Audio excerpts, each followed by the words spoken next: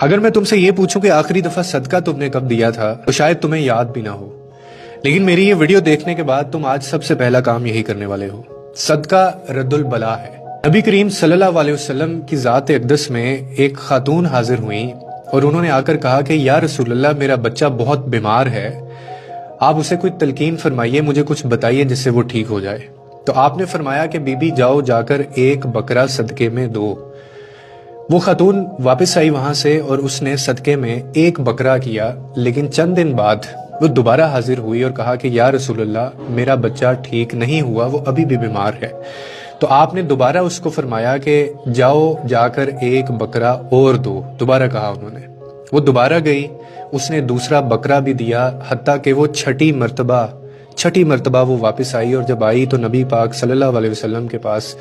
آ کر اس نے پھر یہی کہا، بتایا کہ بچے کی صحت جو ہے وہ ٹھیک نہیں ہو رہی، وہ ویسی ہی ہے۔ اس کے بعد آپ نے پھر فرمایا کہ دوبارہ دیکھو اور جاؤ، جا کے ایک بکرا اور صدقے میں کرو۔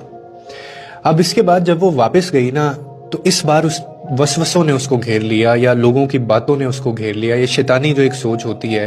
وہ باتوں نے اس کو گھیر لیا، اور لوگ اسے کہنے لگے کہ بی بی تم کس کے پیچھے نعوذ باللہ لگی ہوئی ہو، تمہارا بچہ بیمار ہے، تم بکرے پہ بکرا تم دیے جا رہی ہو، کیے جا رہی ہو، تمہارے پیسے ضائع ہو رہے ہیں،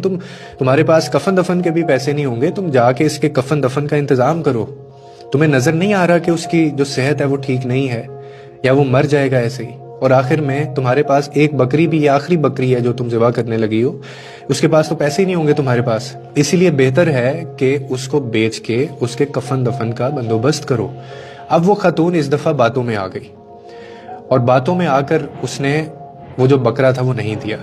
کچھ عرصے بعد اس کے بچہ جو ہے وہ دنیا سے چل بسا، اور جب دوبارہ ایک محفل میں ایک روز نبی کریم صلی اللہ علیہ وسلم کے ساتھ اس کی ملاقات ہوئی، تو آپ نے اس بی بی کو خود بلایا اور پوچھا، دریافت کیا آپ نے کہ بچے کی صحت کیسی ہے؟ تو اس بی بی نے آگے سے جواب دیا کہ میرا بچہ جو ہے وہ دنیا سے چلا گیا ہے، وہ مر گیا ہے۔ آپ نے اس کے سر کے اوپر ہاتھ رکھا اور بڑی پریشانی سے آپ نے خاتون سے کہا کہ اپنی آنکھیں بند کرو اور مجھے بتاؤ کہ تمہیں کیا دکھائی دے رہا ہے۔ جس کے بعد اس خاتون نے کہا کہ 6 بکروں کے منہ میں بڑے بڑے اژدہا نظر آ رہے ہیں مجھے یا رسول اللہ، اور 7ویں نمبر پہ ایک اژدہا کھڑا ہے جس کے منہ میں میرا بچہ ہے۔ تو اس کے بعد آپ نے اس سے پوچھا کہ کیا تم نے 7واں بکرا جا کر خیرات میں صدقے میں نہیں دیا تھا؟ جس پر اس نے جواب دیا کہ نہیں۔ اور اس کے بعد آپ رسول اللہ صلی اللہ علیہ وسلم نے فرمایا کہ کچھ بلائیں ایسی سخت اور بڑی اور طاقتور ہوتی ہیں کہ اس کے لیے ہمیں